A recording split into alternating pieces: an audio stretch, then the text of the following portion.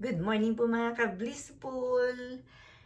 Hala, tapos na po ang Christmas diyan sa Pilipinas at dito po ay Christmas pa lang din. Ngayon po ay 4 o'clock na ng hapon at ito po, medyo madilim na po at very what? Madulas po sa labas. Kaya po ako ay nagpasya na huwag umalis ng bahay. Baka po magkaroon lang ako ng matinding problema. Nadudulas po ang sasakyan pataas po dito sa palabas po ng farm, mga ka-blissful. And yes, nagpasya po akong makipag-usap na lang sa inyo. Ano po bang mga balak-balak pagkatapos po ng Pasko? Hindi po ba? Ano na po ngayon ang inyong gagawin? Tapos na po ang Pasko. So, tapos na yung celebration. Yes, maraming salamat po sa mga nagbigay ng panahon na makita at na mabigyan ng pansin ang ating pong pinag-uusapan sa araw-araw ng ating pong pagbablog, mga ka-blissful. At hindi po ako magsasawa na ibahagi po sa inyo ang aking pong mga natututunan tungkol po sa pagbabudget. Yes, totoo pong hindi ko pa siya nagagawa. Kaya sabay-sabay po tayong gawin ito, mga ka-blissful. And dahil nga po ngayon ay malapit na naman ang New Year, magawa po tayo ng mga short-term na ating goal and long-term goal. Sabayan niyo po ako and yes, hindi naman po kailangan ipahayag natin sa iba ang ating pong mga plans, di po ba? Kasi hindi naman po lahat ng tao, yung plano mo, gusto nila. So, quiet lang po tayo. Sasaraduhan po natin ang bibig natin at ating pong isusulat at ididikit natin sa wall dun sa lagi nating nakikita. At bago po tayo lumabas ng bahay, yun po ay ating sinasambit. O, di ba? Ako po, maglalagay po ako sa lahat ng wall na lagi kong napupuntahan. And then, plus, malapit po sa aking hinihigan, mga ka-blissful. Sabayan nyo ako, gawin po natin. Kasi, alam nyo po ba na, sandali. Kukuha po muna ako ng tubig. Sandali lang po. Nade-drain na po ako. Wait lang po, mga ka-blissful. Diyan muna kayo.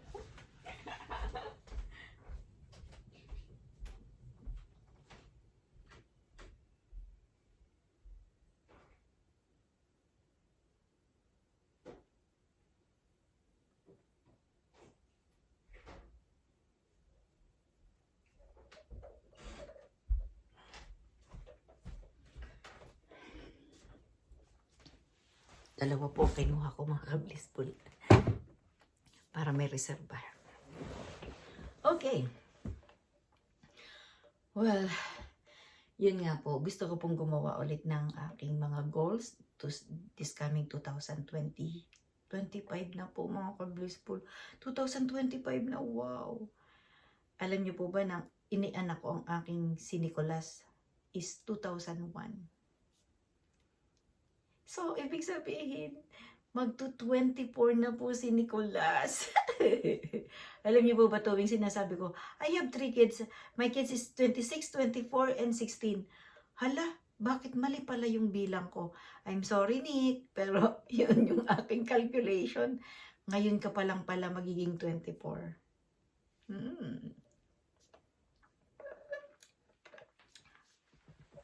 At gaya po ng aking tinuro po na ito po nagjo-journal po ako daily.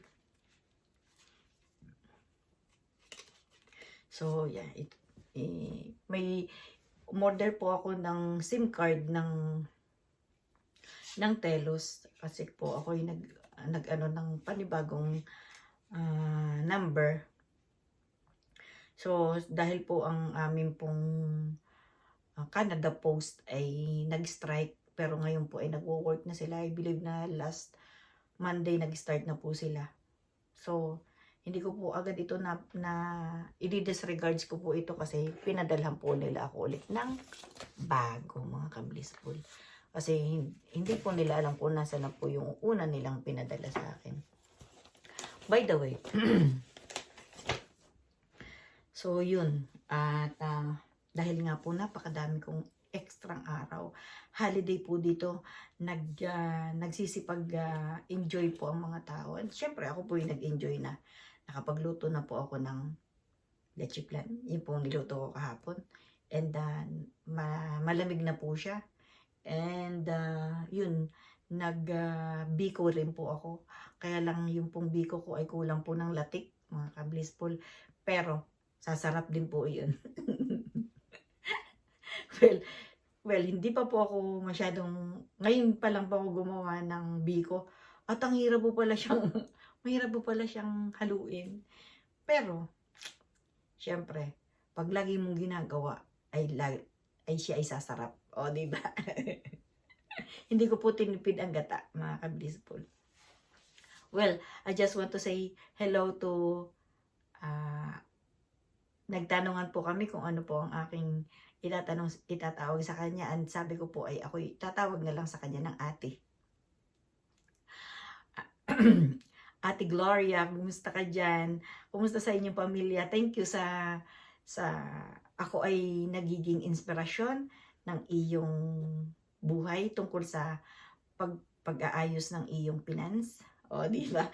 Hindi ko po akalain na mayroon din po pala akong nahihipong buhay. Nakakatulong din po pala ako sa kanilang mindset, di ba? And hindi po yun coincidence. Siya po ay, alam ko, kayo pong lahat na dumaan sa aking YouTube channel, ako po may mapapakinabang po kayo dun sa akin pong pinagdadadaldal, mga kabilis po. So,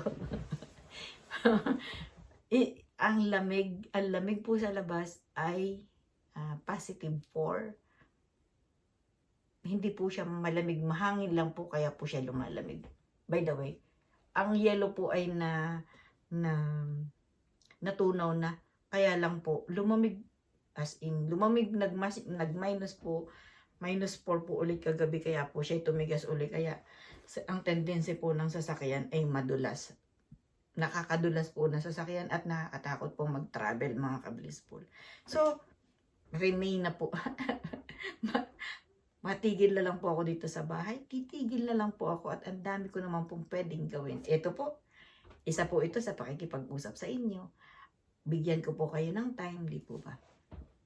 Well, bago na po itong arrange ng ating table, nandito na po ako sa malapit sa bintana. Malapit na naman po ako sa bintana. And yeah, yun po yung pwede kong ibahagi ngayon. And meron akong gustong topic eh. Ano ba ang topic? Ang topic po natin ngayon ay balak para sa New Year. So ngayon po ay 25, 26, 27, 28, 29, 30, at saka may December 31 po. May 6 days pa po tayo sa paggawa ng ating pong plano. And mangyari pong kayo ay gumawa ng inyong listahan. Let's say 10 po yung long term at saka 10 din po yung short term. And pag-usapan po natin iyon. Or kung hindi po natin pag-usapan, gawin po natin. Okay? Maiisip naman po ninyo kung paano po ba yung paggawa ng long-term goals and saka short-term goal. Yung pong short-term, ibig po sabihin is siya po ay doable. Siya po ay naiisip ninyong kaya ninyong gawin. Kakayanin. O, di ba? Yun naman pong long-term is, let's say, in 5 years, in 2 years, yung ganun. Ganun po kahaba. Yung pong term na yon. May mga term ano po. Well, and then, dun po yung sa sinasabi ko pong short term, yun po yung, I believe na siya ay yun yung para sa araw-araw mong gustong gawin. Gawin po natin para po sa pagsisimula ng ating 2025 meron na po tayong guide, di po ba, mga ka-blissful? Yeah, Saka mga kabataan po, sa mga kabataan, hindi po ako naniniwala at baka naman sabihin ninyo, di kayo umuwi dito sa Pilipinas at sabihin ninyo, yung 500 pesos na yan ay dadami sa iyo. Challenge po sa akin yun. Kasi kaya ko po siyang paramihin, mga ka-blissful.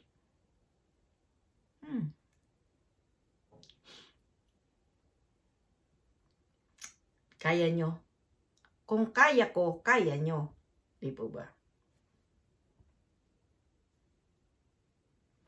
Nung pong unang panahon, nung pong dati, nung pong mga nakaraang panahon, nung pong wala pang COVID, parang ang dami po nating nabibili na extra, di po ba? Pero ngayon, pinasimple tayo ng pangyayari ng COVID. Ngayon po'y napakamahal na ng bilihin. Alam niyo po ba na tuwing pupunta ako sa grocery, ang pinupuntahan ko po yung nag-reduce. Reduce na po yung kanyang original price. Makikita po ninyo kulay pula. May pula po o kaya may yellow. O kaya po pumupunta po ako dun sa corner na may mga shelves na siya po ay ni-reduce na. Kahit ano pong nandoon na pwede ko pong pakinabangan at pwede ko pong kainin. By the way, meron po ako napapanood na sa Finland na siya po ay kumukuha ng pagkain sa basurahan. Grabe, inggit na inggit po ako sa kanya. Kasi ang dami po niyang nakukuhang pwede pang kainin. Ang mahalaga lang naman po ngayon sa ating buhay is tayo ay makakain. Pero simplihan na rin po natin ang pagkain natin. Pagkain na tama. Hindi po yung napakadami. Alam nyo po, inyo pong itry yung kung ano lang po yung nasa pinggan ninyo, yun lang po ang inyong kakainin. Alam nyo po kung bakit? Pag pala yung nasa pinggan lang natin, ang nakita natin, yung mindset natin, kung yan ay naubos ko na yung nasa pinggan na yan, busog na ako. Hindi katulad dyan sa Pilipinas, ang daming pagkain, ano po, ang ulam ay tatlo-tatlo. May sabaw, may prito, at mayroon pang isa pa. Kumbaga may choices. Hala, bakit tayo napunta sa pagkain? Kasi po, di po ba yung una ko pong, nung bago po magpasko, ang sinasabi ko po ay, wag kumain ng like lechon. Wag damihan. Wag mag-consume ng maraming kumakain ng masarap. So, hindi naman po ako nananakot, pero yes, yung pong pag-inom ng tubig na maligamgam, maganda po. Maganda po sa ating katawan, sa ating pong pagdaloy ng dugo, ng maayos na, kung saan na naman napunta ang ating pinag-uusapan. I'm sorry po mga ka-blissful. Ang dami pong tumutubo. Ang dami pong napupunta sa utak ko. And yun naman po ay para lang po sa papakinabang nito po aking kadadaldal sa inyo. And alam ko po na kung ang akin pong sinasalita ay meron pong bagay po sa inyo, ako po ay babalikan ninyo mga ka-blissful. And ang akin po nararamdaman is mas maayos na ako ay nagbibigay ng aking pagtutuwid para din sa aking sarili at para din po sa inyo. Bago ko naman po yun kinukwento sa inyo, ay akin po siyang karanasan. Katulad po ng tubig, di po ba? Yung pong tubig, akin po munang ginawa sa sarili ko and ikinukwento ko po sa inyo, di po ba? Yung pong mga insurance na tungkol din naman po yun sa ating financial literacy. Yung kung ano po yung meron ako, yun din po yung kinukwento ko, di po ba sa inyo? So, ayan. Napunta sa pagkain, napunta sa insurance, and napunta sa araw-araw nating ginagawa. Gusto ko po sanang mag-live mamaya. Kung kayo po ay may time, hintayin po lang po ninyo na na may bumabado po sa ninyong may notification po kayo at tayo po ay pwede po ba tayong magkantahan? O pwede po ba tayong magkwentuhan? Yes, kasi gusto ko po kayong nakakakwentuhan mga ka-blissful. And yes, alam niyo po ba na yung aking mga regalo ay i-deliver ko na lang pagluwas po ko po ng city. Kasi hindi nga po kami natuloy dahil una, madulas. Madulas po ang daan. Pero ako po ay nakapagluto na ng akin po sanang i-share doon po sa gathering today. Yesterday. Kasi 4 o'clock po sila magsisimula. And hopefully na maging maayos po ang kanilang gathering, mga ka-blissful. So, ayun, yun nga po ang akin munang kwento. Na sana po ay may kwenta. Okay, mga ka-blissful, and ingat ko po kayo palagi. Good morning mga anak. Good morning po sa inyo lahat, mga ka-blissful. Yes, gusto ko nga po magsuot ng pula sana. Ito na rin po yung naisuot ko. Well, ako po ay nakapag-exercise na kanina habang ako po ay kumakanta. Diba? And ako po ay nakaligo na rin. Kaya po ako ay nandito sa inyong harapan. Nakaayos na rin po ako. And yeah, gusto ko pong kumain ng biko. Yun. Kakain po muna ako ng biko, mga ka-blissful. Good morning sa aking mga anak. Have a blessed day, mga anak. Pahinga muna. Bunso, Jacob, wala ka pa yatang pasok, right? And si Kuya Nico. And si ate, yeah, I believe na may pasok na yata siya. Okay. Then, yun lang po muna, mga ka-blissful. And have a blessed day, everyone. Yes, lagi po mag-pray, ingatan po ang sarili at ang ating pong buong pamilya, mga ka-blissful. Ingat po kayo. Bye-bye for today. Bye!